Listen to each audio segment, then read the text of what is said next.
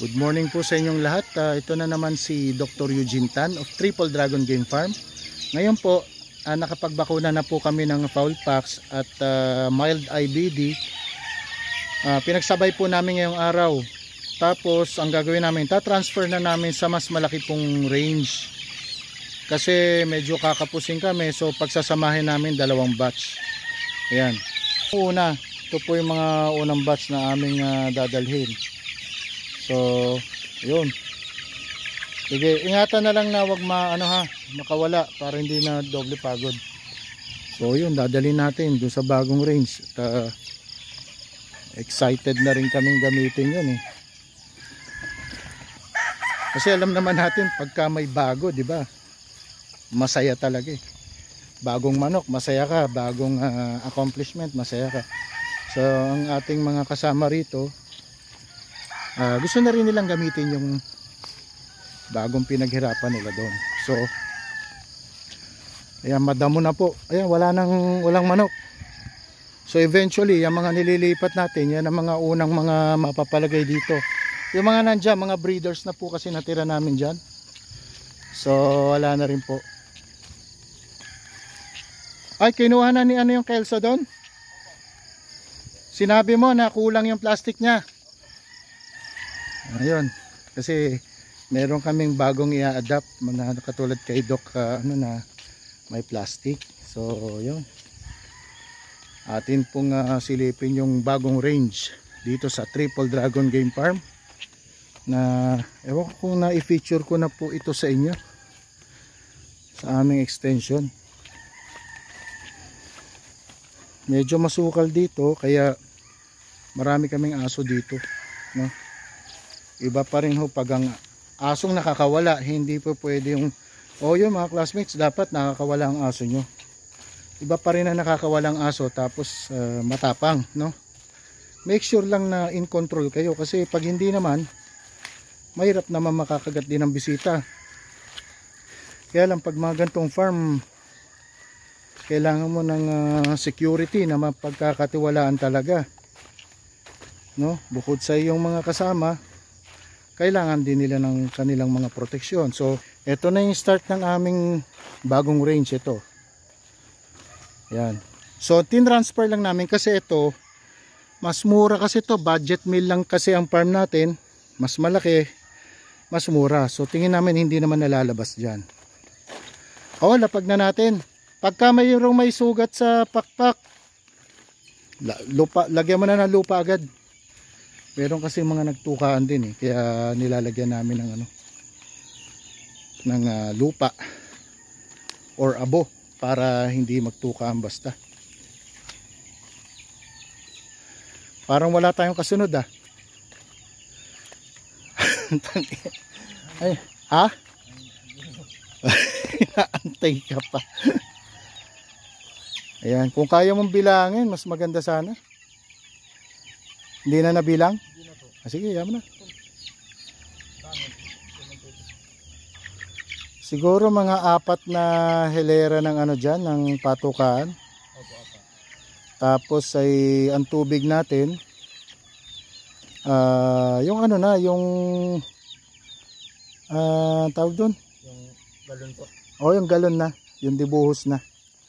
Maglagay ka rin ng galloners na na kaya nung sisiw kasi may mali tayong ilalagay. Yung dalawa doon, yung malaki. Oo ha. Ayun yung isang kasama natin. Ayun, hinakot na. Taas terik na araw. Sige. Dito, Noy. Pakawala natin dyan.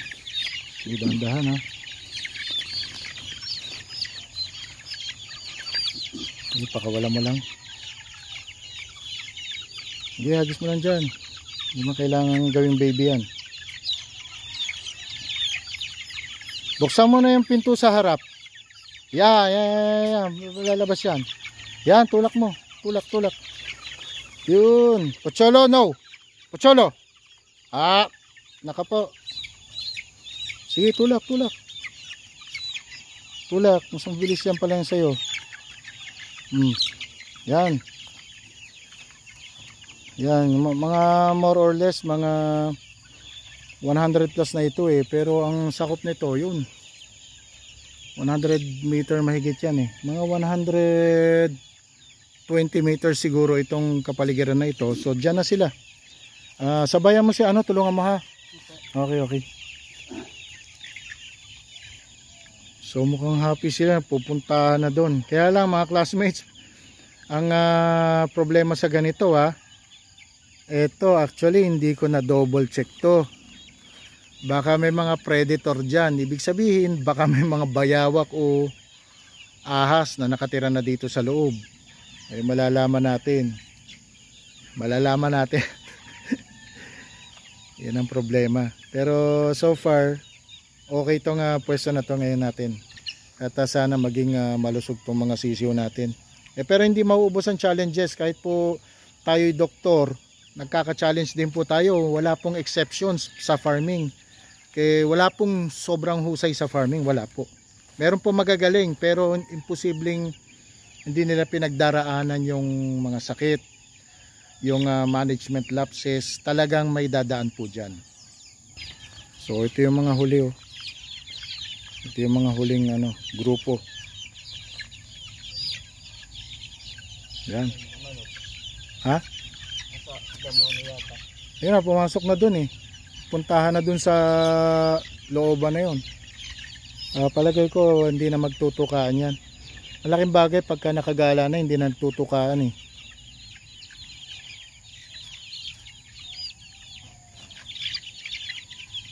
Tuyo na agad. Di pa. Kasi kakabakuna lang namin classmates at ang ginawa natin, makita nyo sa ating TikTok account yung pag-spray saka doon sa ating FB page. Tingnan nyo kung makakatulong sa inyo, pwede nyo pong gayahin. Basta strict implementation lang po kung paano ginagawa natin. Okay, ito yung grupo nung yung second batch na halos 2 linggo diferensya nito eh, pero hahalo namin dito. Mali po yun mga classmates, kaya lang medyo kakapusing kami ng lugar. So kailangan lang maging mabilis o maging maagap ka sa pagtanggal po ng mga maagang maglaban, no? Yun ang isang disadvantage pagka marami, pwedeng masira yung mga buntot. Sige nga, tingnan natin.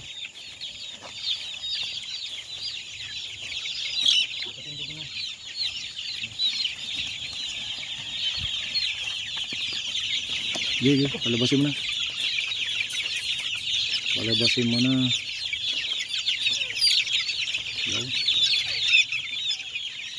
Malaki talaga diferensya. Kalahati. So ayan mga classmates, bali ang lalamanin nito 200 mahigit itong range na to.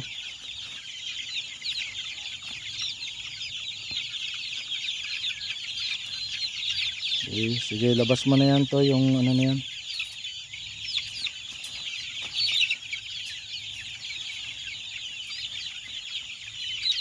Buhos mo na lang. Bali. Ha? Kaya. Sabi ko mga. Ayun tingnan nyo mga classmates ayun yung yung itim, yan ang first batch yan. So